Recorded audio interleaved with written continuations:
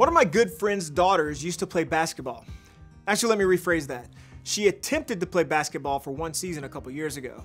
At the end of the season, my friends even signed her up for individual lessons so she could work on her shooting and her dribbling. And then the pandemic hit.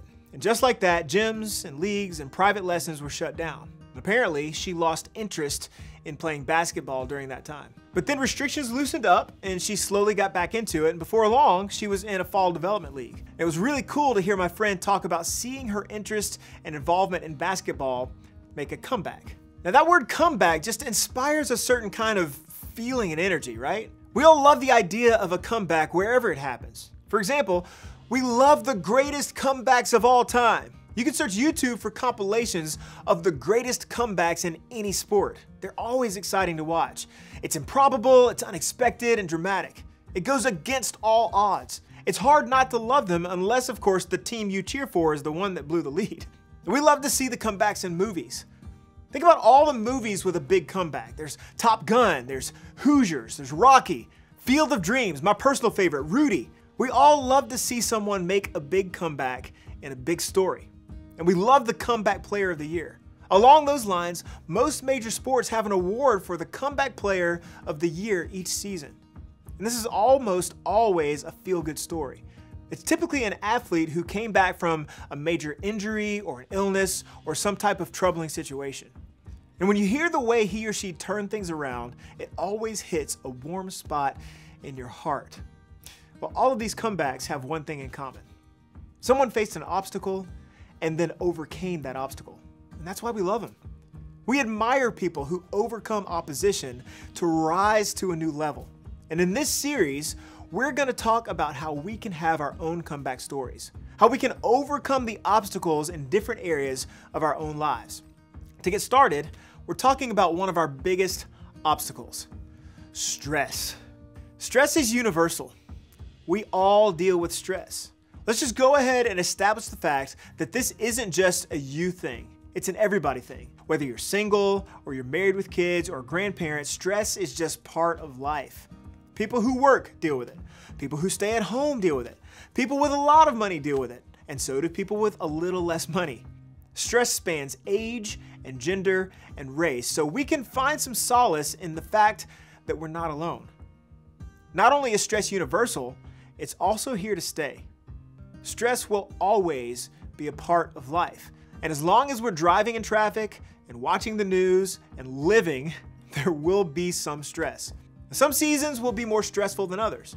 When it comes to the things that cause stress in your life today, if the thought is, well, once things go away, I won't deal with stress anymore, it's just not the case. Something else will always be around the corner. We all deal with different stress triggers. For some of you who have young kids, your children may totally stress you out. For others of you, you can roll with your kids and not get worked up. Some of you are totally stressed out by your job, and some of you love your job. Some of you are totally stressed by a job that you love. Sometimes in marriage, one spouse gets totally stressed by money, while the other spouse doesn't worry about it at all. Sometimes one spouse is stressed because the other spouse doesn't worry about it. Some of you get stressed in traffic. Some of you don't. Some of you get stressed by things that are happening. Some of you get stressed by things that could possibly happen. We all deal with stress differently. Some of us check out. We avoid real life. We distract ourselves with all kinds of things. We get quiet, we withdraw, we internalize, and we stay inside our own heads. Some of us lash out. If we're stressed, everyone around us knows it. Some of us ramp up and overperform. Maybe things have to be perfect. We say yes to more things and push ourselves harder, but that doesn't make stress go away, does it? Because as soon as one thing is finished, it's on to the next, and it just never stops. And when a stressor does stop, we feel stressed because we don't have anything to do or to control. And sometimes the way we deal with stress leads to more stress. So there's no doubt that stress affects us.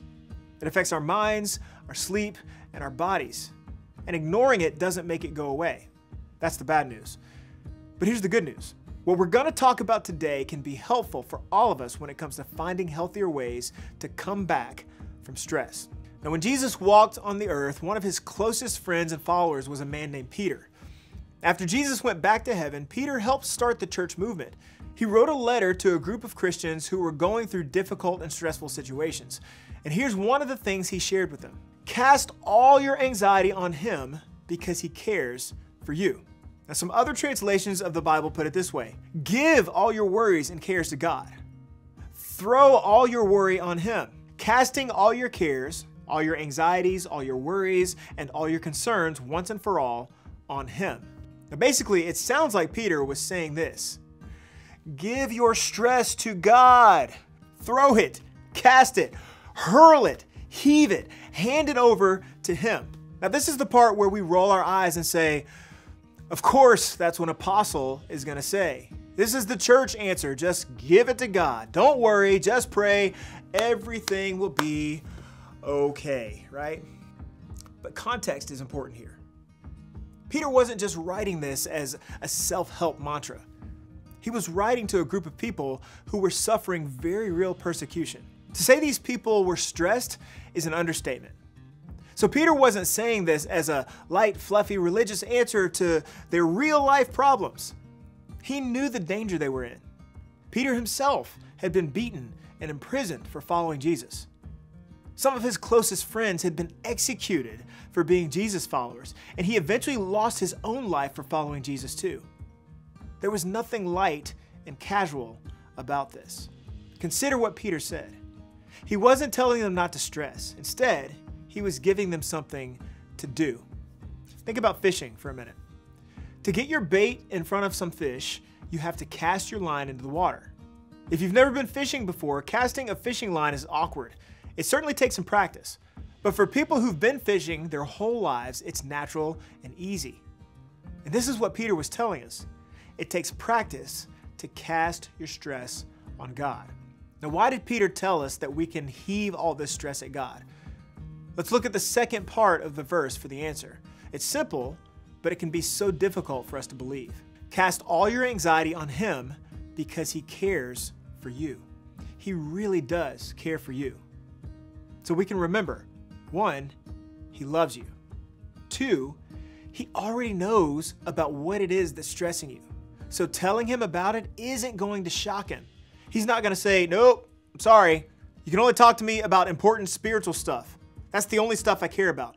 No, he cares about everything. And 3, he wants to help you.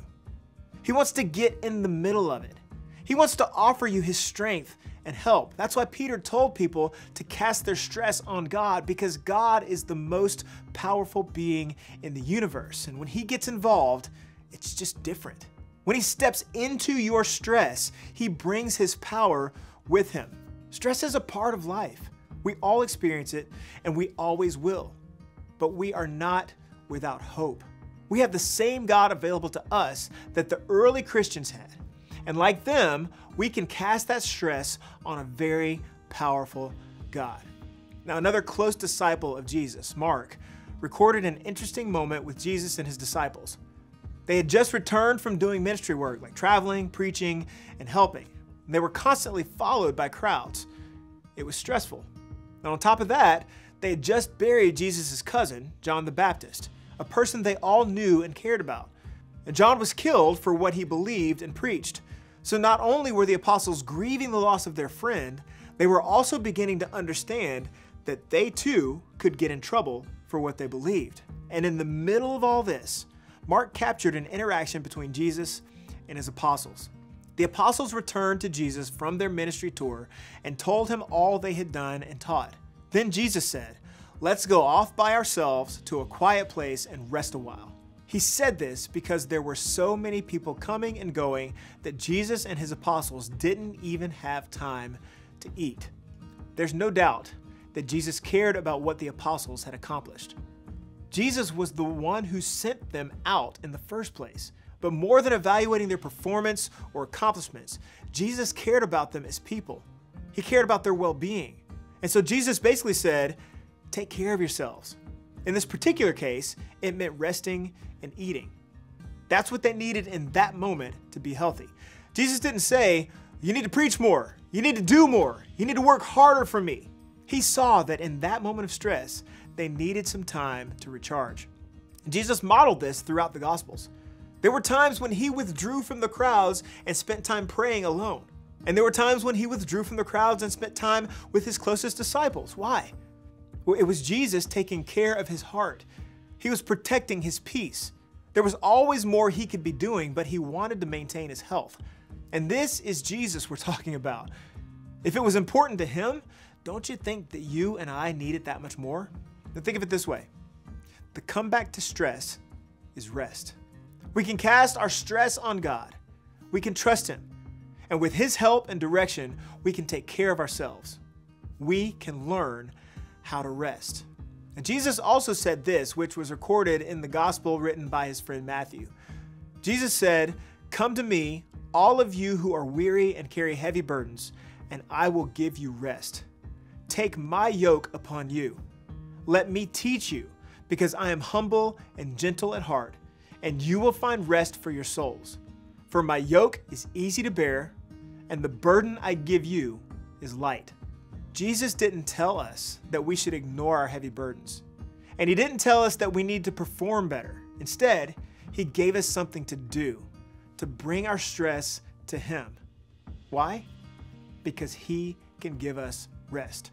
The comeback to stress is rest. So this week, try trusting God even a little bit by beginning to cast your anxiety and your stress on him.